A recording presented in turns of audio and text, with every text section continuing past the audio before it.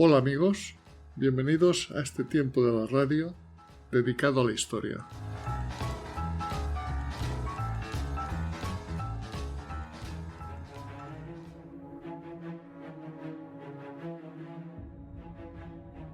Imagínate una civilización tan avanzada y poderosa que dominó mares y continentes y que un día, en apenas 24 horas terribles, desapareció bajo terremotos, tsunamis y olas gigantes. Esa es la historia que Platón nos contó hace más de 2400 años, la historia de la Atlántida. Durante siglos, la mayoría de los académicos la han tratado como una fábula filosófica, un cuento moral sobre la arrogancia humana y el castigo divino. Pero la historia nos ha demostrado una y otra vez que muchos mitos considerados invenciones acabaron siendo recuerdos distorsionados de algo muy real. Troya era un cuento, hasta que Schliemann la encontró. El palacio de Agamenón en Micenas, pura leyenda, hasta que las palas lo sacaron a la luz. El laberinto de Minotauro de Creta, fantasía poética, hasta que Arturenas abrió las puertas con. Entonces, ¿y si con la Atlántica está ocurriendo lo mismo? Hoy vamos a viajar hasta el sur de España, hasta las marismas de Doñana y las antiguas costas de Cádiz, para descubrir que lo que Platón llama Atlántida no está en medio del Atlántico, ni en un continente perdido, sino una gran potencia marítima de la Edad de Bronce que realmente existió en el extremo occidental del Mediterráneo. Una confederación de ciudades-estado, rica en metales, con canales concéntricos, reyes gemelos, barcos que surcaban medio mundo conocido y que terminó arrasado por un cataclismo brutal del que aún quedan huellas en la geología. La arqueología ya está en nuestro ADN. Prepárate, durante la próxima hora vamos a desmontar el mito para encontrarnos con una historia todavía más apasionante.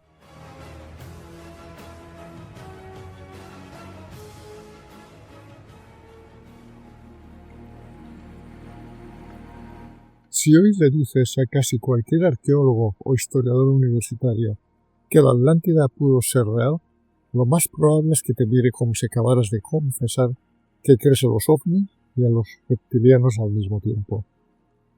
En el mundo académico oficial, la postura es clara y tajante.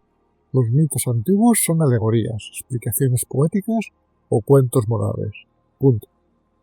Cualquier intento serio de buscarles un fondo histórico se etiqueta rápidamente como pseudociencia, romanticismo o, peor aún, divulgación sensacionalista. Y sin embargo, la historia está llena de sonrisas irónicas.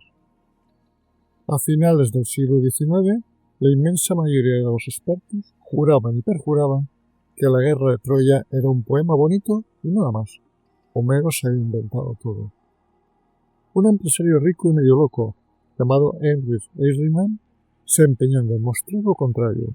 Hizo una pala y en 1873 encontró 9 ciudades superpuestas en un cerro turco llamado Hivlaski. La sexta era Troya, llamada exactamente en la fecha que dice la tradición. Unos años después, el mismo hombre que se reía de los académicos desenterró las ruinas ciclópeas de Micenas, las tumbas reales llenas de oro.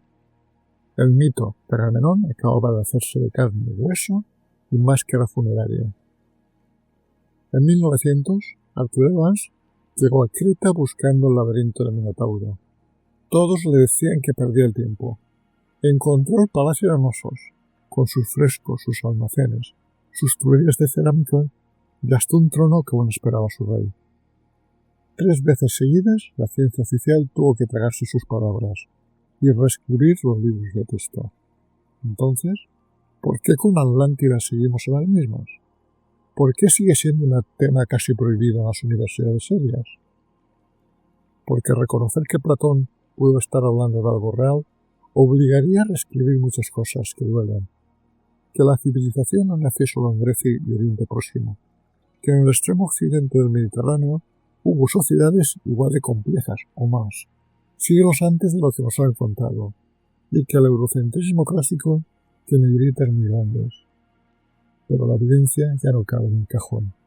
Arqueología, geología, genética y hasta los relieves egipcios están empezando a volar, y lo que dicen suena sospechosamente a la historia que Platón nos llegó a contar hace 2400 años.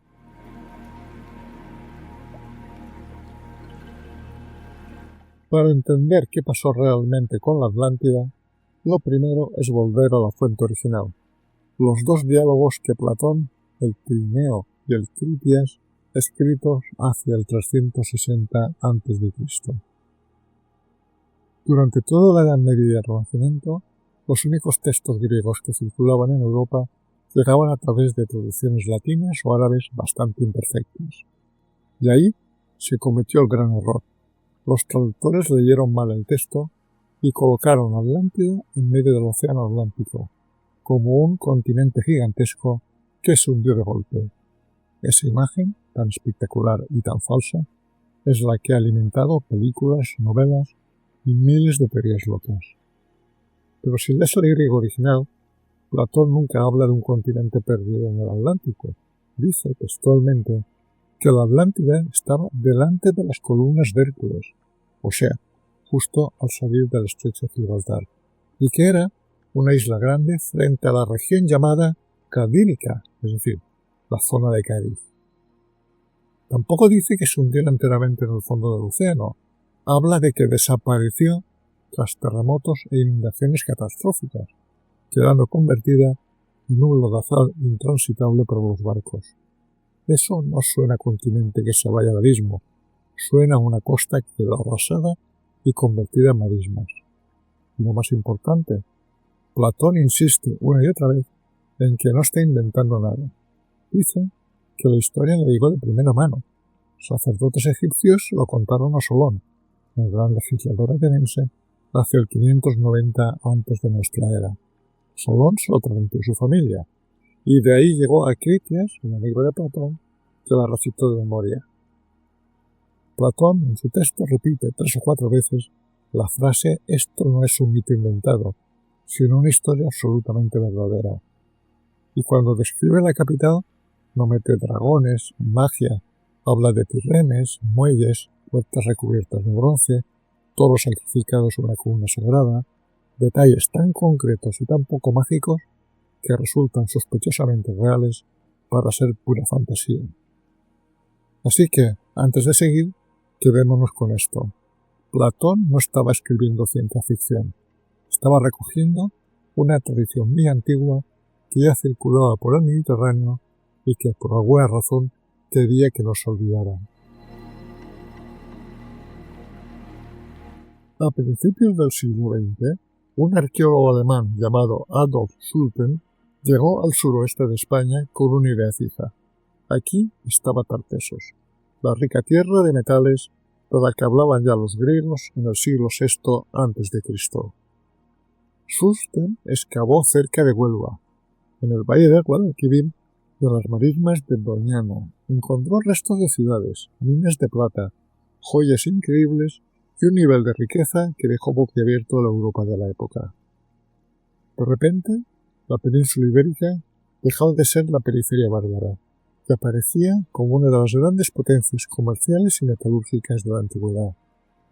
Casi al mismo tiempo, a finales del siglo XIX, el ingeniero belga Louis Siret excavaba en Almería y Murcia y descubría otra cultura sorprendente, la cultura argárica, ciudades a lo alto de cerros, fortificadas, con casas de piedra perfectamente alineadas, talleres de bronce, sistemas de recogida de agua, y todo ello entre el 2200 y el 1500 a.C. Es decir, mientras en Egipto se construían las pirámides de Giza y en Mesopotamia surgían los primeros imperios, en el sureste español ya existió una sociedad urbana, jerarquizada y estatal, que controlaba la producción de metales a gran escala. Dos grandes culturas ibéricas, una detrás de otra, en el mismo territorio, que Platón situó más allá de las columnas de Hércules. La cultura argárica, entre el 2200 y el 1500, primera gran potencia de bronce del occidente, y Tartesos, entre el siglo IX y el siglo VI a.C., su heredera directa, la más rica y famosa para los griegos. Y entre ambas, un vacío aparente de siglos que cada vez se hace más pequeño gracias a los nuevos hallazgos. Lo que durante mucho tiempo se enseñó como la civilización nace en Grecia y Oriente, empezó a hacer aguas. En el extremo occidental del Mediterráneo hubo sociedades complejas, con escritura propia, aunque sí aún estamos sin poderlas descifrar, rutas marítimas que llegaban hasta Bretaña y el Báltico, y una metalurgia que abastecía a medio mundo conocido. Y todo esto sucedió exactamente donde Platón colocó su Atlántida. ¿Coincidencia o la misma historia, contada con 2000 años de diferencia? Vamos a ponernos el sombrero de detective y leer literalmente lo que dice Platón. La Atlántida está situada más allá de las columnas de Hércules, el estrecho de Gibraltar, y frente a la región gadírica.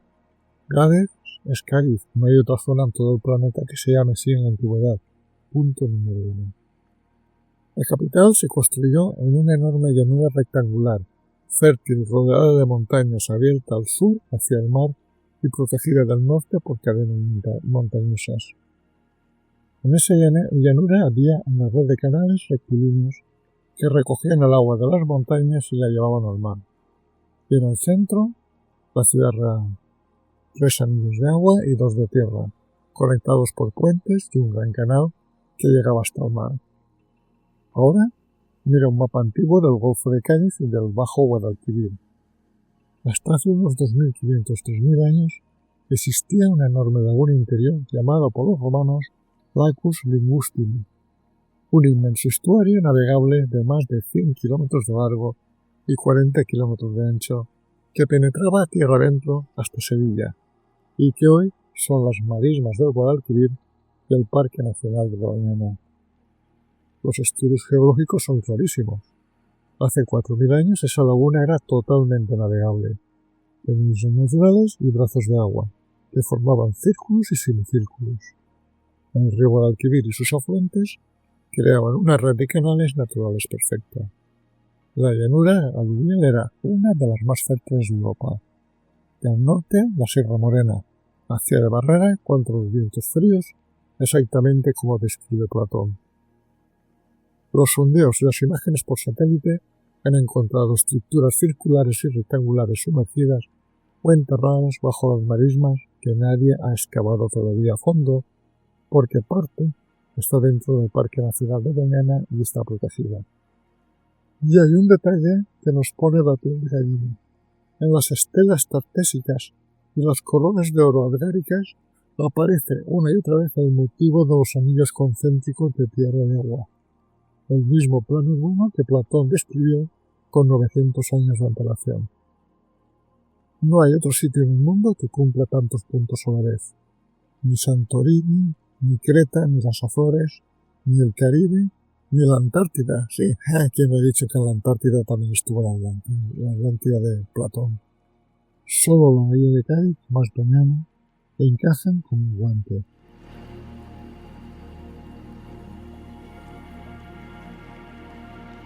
Platón es brutalmente concreto. En un solo día y una noche terribles, toda la isla de la Atlántida desapareció bajo la tierra y el mar con violentos terremotos e inundaciones extraordinarias. Eso no suena a hundimiento lento por cambio climático. Eso suena a tsunami. Y aquí la geología nos da una bofetada de realidad. En el Golfo de Cádiz, a menos de 100 kilómetros de la costa de Guadalquivir, se han encontrado al menos 8 capas de submarinos prehistóricos de enorme magnitud, entre el 2200 y el 1000 a.C.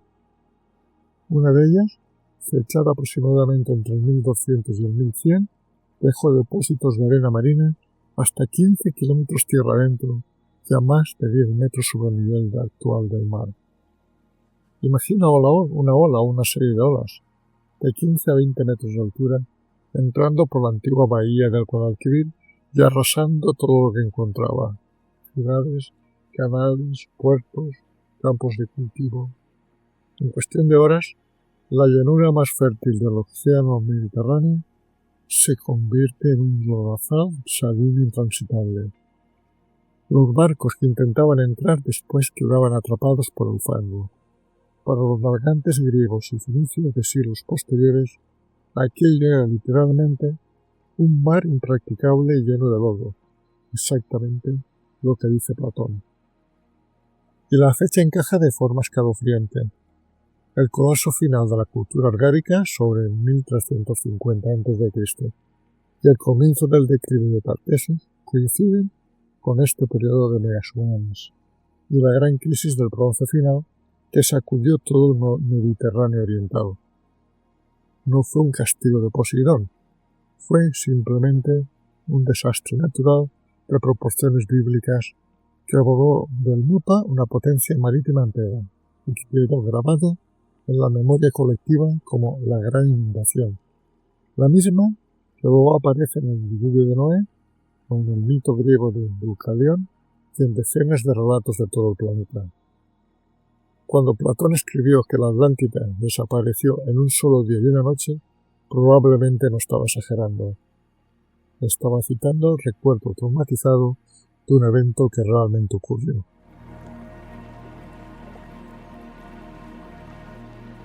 Platón dedica páginas enteras a explicar el plano urbano de la capital atlante, un círculo central con el palacio y el templo de Poseidón, luego un anillo de agua, otro de tierra, otro de agua, otro de tierra, todo conectado por puentes y un gran canal recto que iba hasta el mar. Durante siglos se dijo: bonita idea, Platón, muy poética, pero eso no ha existido nunca, hasta que empezaron a aparecer las estelas del suroeste español. En Sevilla, Huelva y Badajoz se han encontrado decenas de piedras grabadas de la edad de bronce, estelas tartésicas y objetos argáricos, que llevan exactamente el mismo símbolo: círculos concéntricos con un punto o una figura en el centro, rodeados de líneas radiantes y a veces con triángulos o zigzag que representan el agua. El ejemplo más famoso es la corona funeraria del Argar y las grandes estelas de guerreros del siglo VIII y VII a.C. Cuando los pones uno al lado de la otra y comparas con el plano que describe Platón, es el mismo diseño.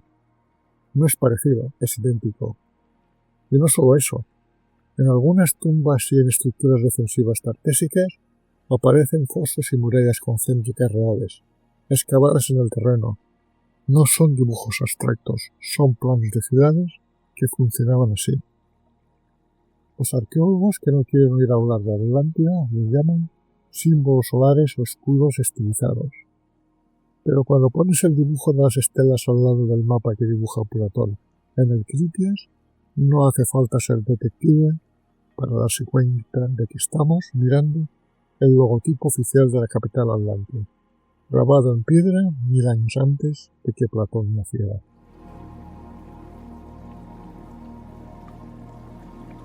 Platón explica que la Atlántida no estaba gobernada por un solo rey, sino por 10 reinos organizados en 5 parejas de gemelos descendientes de Poseidón.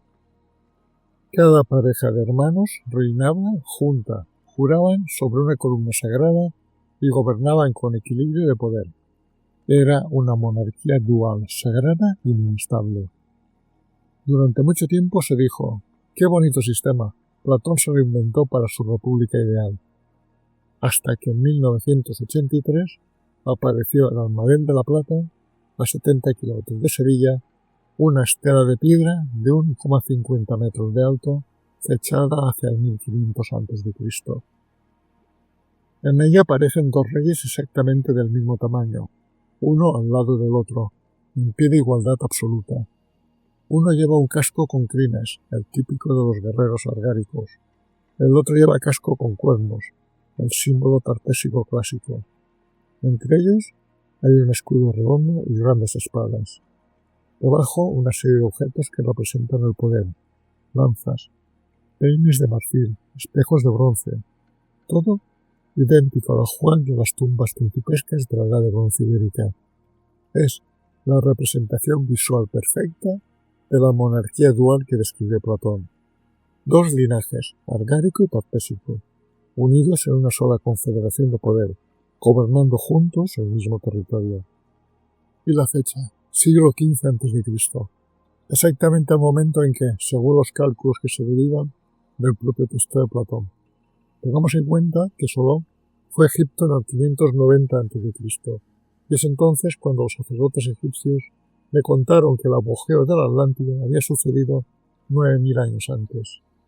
Teniendo en cuenta que para estos un año es un mes lunar, podemos determinar que esos 9.000 años egipcios son aproximadamente 750 años solares nuestros. En consecuencia, los sacerdotes egipcios estaban referenciando un periodo de tiempo en torno al siglo XV a.C. Una piedra encontrada en el corazón de la Andalucía está mostrando al mundo, 3.500 años después, que los 10 reyes gemelos no eran literatura, eran la estructura política real de una potencia que dominaba el suroeste peninsular y más allá.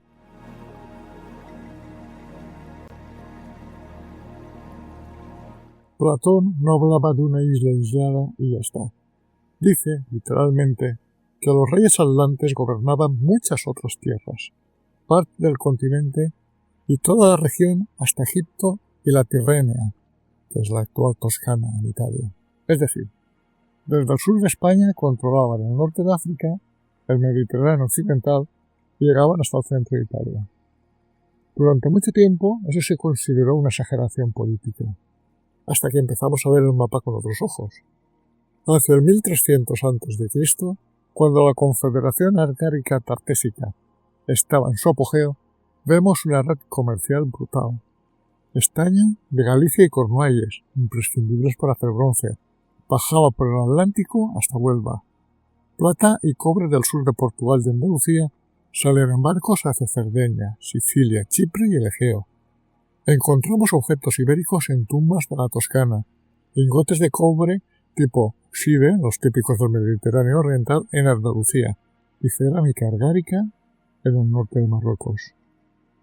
No era una invasión militar clásica, era algo mucho más inteligente. Creaban factorías comerciales, se casaban con élites locales, imponían su tecnología metalúrgica y su sistema de pesos y medidas. En pocos siglos, el Occidente se convierte en la gran fábrica de metales del mundo antiguo, y quien controla esa fábrica controla medio Mediterráneo.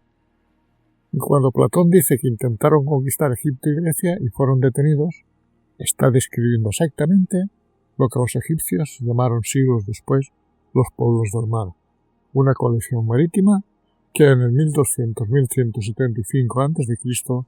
puso en jaque a todo el Oriente Próximo. Y ahora viene lo que pone los pelos de punta. Los relieves egipcios de Medinet Habu muestran a estos invasores con cascos de crines y cuernos, escudos redondos y espadas de tipo ibérico. Exactamente los mismos guerreros que aparecen en las estelas del suroeste español. La Atlántida no cayó porque se hundiera sola. Cayó porque, tras el gran tsunami que la debilitó, lanzó su flota al este con un intento desesperado de recolonizarse y fue aplastada por la superpotencia del momento, Egipto. El imperio atlante ibérico no era una fantasía, era la gran potencia que los libros de historia han borrado porque no encajaba en la narrativa de que todo empezó en Grecia y Egipto. A finales de la Edad de Bronce, entre el 1209 y el 1176 a.C., Egipto, la mayor superpotencia del momento, se enfrentó a una amenaza militarista, una coalición de pueblos que llegaban por mar, arrasando ciudades, quemando flota y poniendo en jaque a todo el Mediterráneo oriental. Los faraones los llamaron pueblos del mar, y dejaron grabados en piedra, con todo lujo de detalles, quiénes eran estos invasores. En los relieves del templo de Medinet Habu, Ramsés III se jacta de haberlos aplastado. De ahí están los guerreros enemigos, cascos con crines de caballo o con cuernos, escudos redondos, con humbo central, espadas largas y rectas de bronce, armaduras enmintadas, barbas cortas pero recogido y faldas cortas.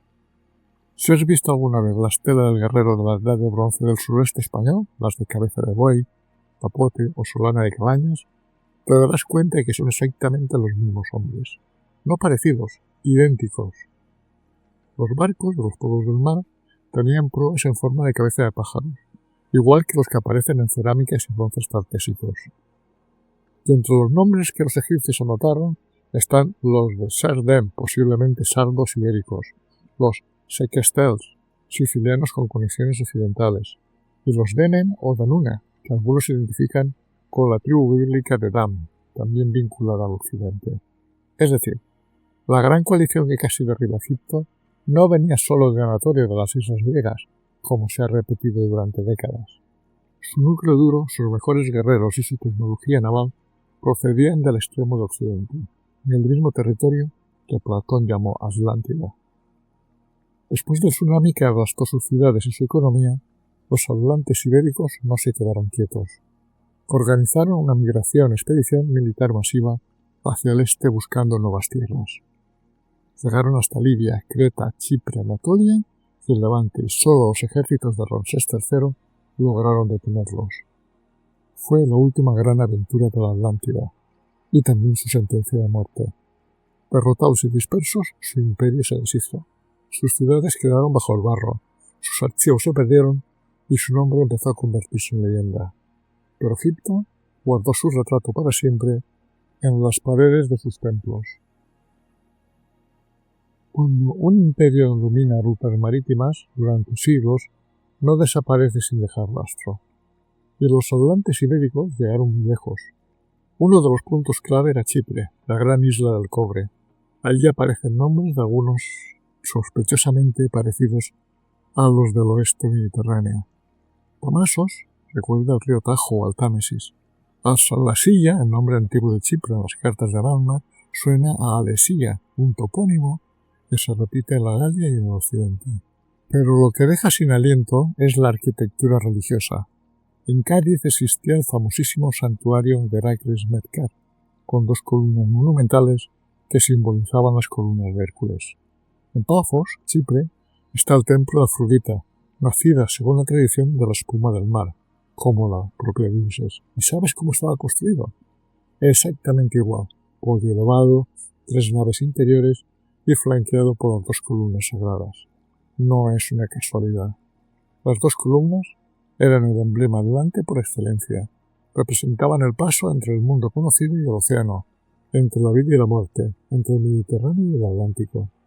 Los colonizadores ibéricos lo llevaron consigo y lo plantaron en cada santuario de su imperio marítimo. Y aún hay más.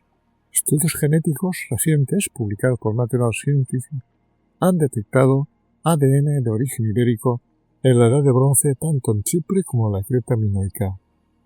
No son migraciones pequeñas, son poblaciones enteras que se desplazaron hacia el este, llevando consigo su tecnología, sus dioses y sus nombres. La Atlántida no se hundió en el olvido sin pelear. Dejó colonias, templos, linajes y palabras que todavía resuenan al otro lado del Mediterráneo.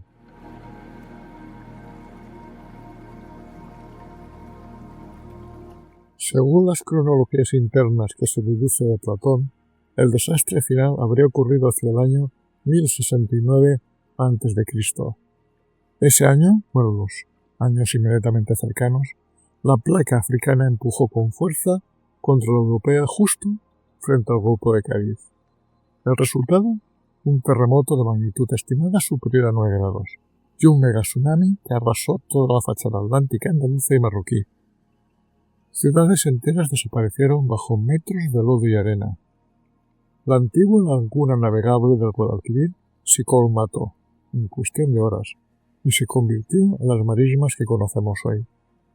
Los puertos quedaron enterrados, los canales cegados y la flota destruida. Pero el desastre natural fue solo la primera parte. Lo que vino después fue una guerra civil brutal entre las familias reales supervivientes y, sobre todo, una operación de borrado cultural sin precedentes. Una facción, a la que el documento llama Atlantes Rojos, posiblemente de origen fenicio o semita oriental, tomó el poder ideológico. Promovieron una nueva religión, el orfismo primitivo. Su mensaje era demoledor. El cataclismo fue un castigo divino por la soberbia de los antiguos reyes atlantes. Sus palacios, sus archivos y sus nombres son blasfemos. Hay que quemarlo todo. Y lo hicieron. Quemaron bibliotecas, destruyeron estelas, prohibieron los antiguos rituales taurinos y las columnas sagradas. Convirtieron a los gloriosos reyes gemelos en titanes caídos y dioses falsos que habían sido justamente castigados. En pocas generaciones, la mayor parte de la población ya no sabía leer los signos taltésicos. La escritura se perdió, aún hoy no la hemos descifrado del todo, y la historia oficial del imperio se transformó en cuentos de advertencia moral. Fue la primera gran damnatio memoriae de la historia. No bastaba convencer al enemigo, había que borrar que alguna vez había existido. Y casi lo consiguen, si no fuera porque Egipto guardó los relieves de los guerreros derrotados, y porque Platón, 1000 años después, decidió rescatar la versión original de la historia antes de que desapareciera del todo.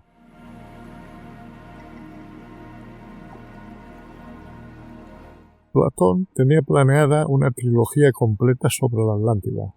Timeo, donde presenta la creación del mundo y menciona el cataclismo. Critias, donde empieza a detallar la sociedad atlante y la guerra contra Atenas. Y un tercer diálogo, Hermócrates, que nunca llegó a escribir. El Critias se corta de golpe, en mitad de una frase, cuando Zeus está a punto de hablar para castigar a los atlantes. ¿Por qué lo dejó inacabado el filósofo más meticuloso de la antigüedad? No fue por vejez. Platón vivió hasta los 80 años y siguió escribiendo otras obras. No fue por pereza. El hombre era una máquina de producir diálogos. La explicación más convincente es política y muy dura. En Atenas del siglo IV a.C., acababa de ejecutarse a Sócrates, el maestro de Platón, por corromper a la juventud e introducir nuevos dioses. Revivir la gloria de un imperio rival mucho más poderoso que la propia Atenas, un imperio que, según la tradición, había sido derrotado por los atenienses prehistóricos, podía interpretarse como propaganda antidemocrática e incluso como traición. Platón estaba diciendo literalmente que antes de la gloriosa Atenas había existido otra superpotencia, marítima, con reyes divinos y una organización perfecta, y que los atenienses la habían vencido. Era una ciudad obsesionada con su propia superioridad cultural y todavía traumatizada por la derrota ante Esparta. Eso era dinamita. Posiblemente recibió advertencias, quizá amenazas veladas, y decidió callar. El silencio que habían empezado los atlantes rojos con hogueras y censuras 1000 años antes encontró su eco final en la Atenas democrática. Mejor que esa historia quedase como una fábula bonita y ya está. Platón guardó el resto en el cajón, y con él se fue la última versión detallada y no censurada de lo que realmente había sido la Atlántida.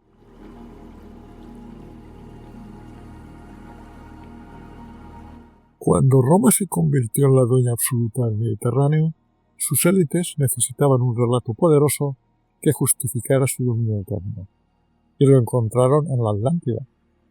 A partir del siglo II a.C., historiadores, poetas y políticos romanos empezaron a presentar a Roma como la heredera directa y la reencarnación de aquella mítica superpotencia marítima que Platón había descrito. Julio César, Augusto y toda la propaganda imperial repitieron una y otra vez que los romanos eran los nuevos atlantes. Mismos mares dominados, misma visión universal, mismo destino de gloria eterna. Incluso adoptaron símbolos que venían directamente del legado atlante ibérico. La toga blanca de los senadores se decía que copiaba las vestiduras sagradas de los antiguos reyes y sacerdotes de Gades. Las famosas columnas de Hércules pasaron a ser el emblema del imperio con el lema Non Plus Ultra, que luego Carlos V cambiaría a Plus Ultra. El dios Neptuno, el fundador divino de la Atlántida según Platón, se convirtió en uno de los protectores oficiales de la flota romana. El punto álgido llegó con Virgilio y la Eneida, escrita por encargo directo de Augusto. Eneas, el héroe troyano que funda Roma, huye de Troya, quemada por los griegos, y recorre el Mediterráneo hasta llegar al Lacio. Pero Virgilio introduce un detalle revelador. Presenta a Troya como Neptunia Troya, es decir, una Troya protegida y fundada por Neptuno, el mismo dios que fundó la Atlántida. En otras palabras, Roma ya no desciende solo de Troya, la derrotada, desciende también por línea divina de la Atlántida, la invencible. Con ese golpe de genialidad propagandístico, Augusto convierte a Roma en la restauración legítima del imperio marítimo más antiguo y poderoso de la historia. Por primera vez en 1000 años, la Atlántida volvía a estar de moda, pero convenientemente romanizada y despojada de su peligroso origen ibérico occidental.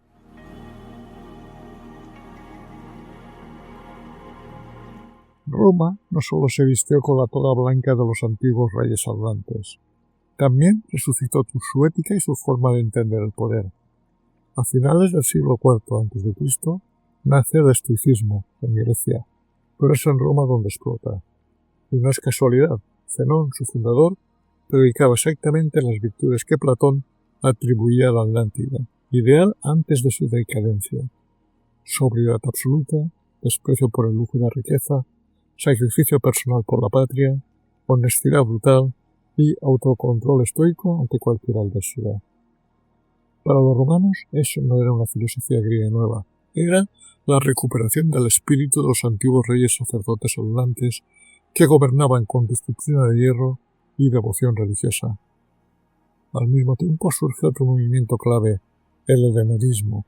Helénero de Mesina afirma que los dioses no son seres sobrenaturales, sino hombres excepcionales que fueron divinizados después de muertos. Y sitúa su prueba principalmente en la isla sagrada de Pancaria, que muchos identifican como Cádiz. Con el helenismo, Roma encuentra la fórmula perfecta. Si los antiguos reyes atlantes fueron convertidos en dioses, entonces Julio César, Augusto y los emperadores posteriores pueden ser también divinizados sin problemas. Es la justificación teórica del culto imperial. Gracias al estoicismo y al helenismo, la élite romana del siglo I después de Cristo vive un auténtico renacimiento atlante. La misma ética austera, el mismo derecho a ser adorado en vida, la misma ambición de dominar el mundo civilizado entero. La Atlántida deja de ser un mito lejano y se convierte en el espejo donde Roma se mira para sentirse eterna.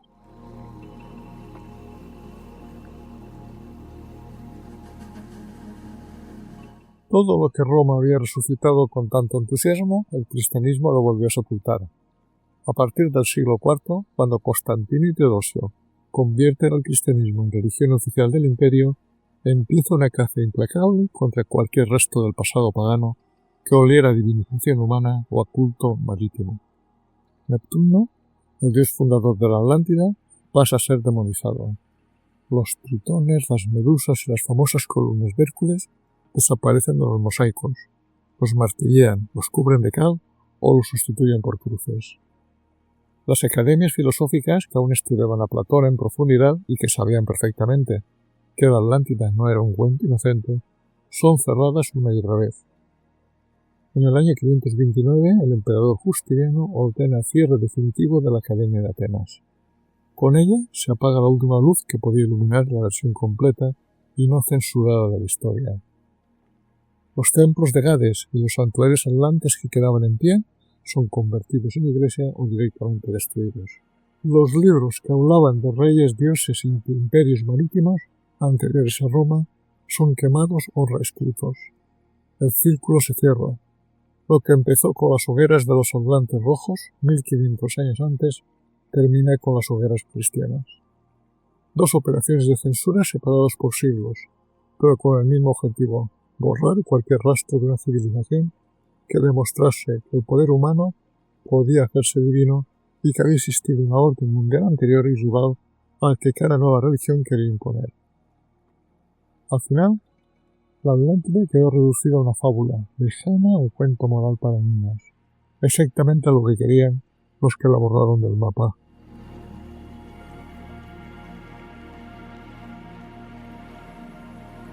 Y llegamos al final del viaje.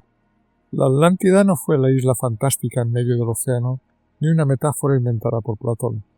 Fue un imperio marítimo real de la Edad de Bronce, con su corazón en la antigua laguna del Guadalquivir, formado por la unión de dos grandes culturas ibéricas, la begárica y la tartésica. Tenía una capital con anillos concéntricos de tierra y agua, hoy dibujados en sus estelas y enterrados bajo las marismas de Dayana. Reyes gemelos que gobernaban en parejas sagradas, exactamente como muestra la estela de Almaguer de la Plata. Una flota que dominaba desde las Islas Británicas hasta Chipre, templos con 2 columnas que aún podemos rastrear en Cádiz y en Palmos, y guerreros que aparecen retratados en los muros de los templos egipcios como los temidos pueblos del mar. Un mega tsunami y una guerra perdida contra Egipto la destrozaron físicamente. Después, 2 grandes operaciones de censura, una en la propiedad de bronce y otra con el triunfo del cristianismo, la borraron de la historia oficial. Pero no del todo. Hoy la geología nos muestra las capas del tsunami. La arqueología nos devuelve sus estelas y sus coronas de oro. La genética confirma migraciones ibéricas hacia Creta y Chipre. Y un tesoro, como el de Alisena, fechado por algunos investigadores en el 1400 a.C., sigue brillando en el Museo Arqueológico Nacional de Madrid con símbolos que parecen el escudo real de una dinastía andante. La Atlántida no está en el fondo del Atlántico, está bajo nuestros pies, en el sur de España, esperando que dejemos de mirarla como un cuento y comencemos a excavarla como lo que fue, la primera gran potencia marítima del Occidente y probablemente la civilización más antigua y avanzada de Europa.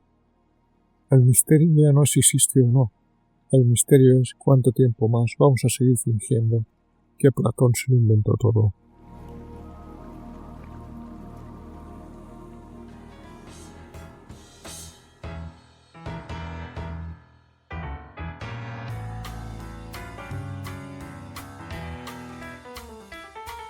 Si estás interesado en otros temas de historia, nos puedes seguir en YouTube en el canal Desde mi Retiro y en iVoox, Spotify y Google Podcast en el canal Un poco de Historia.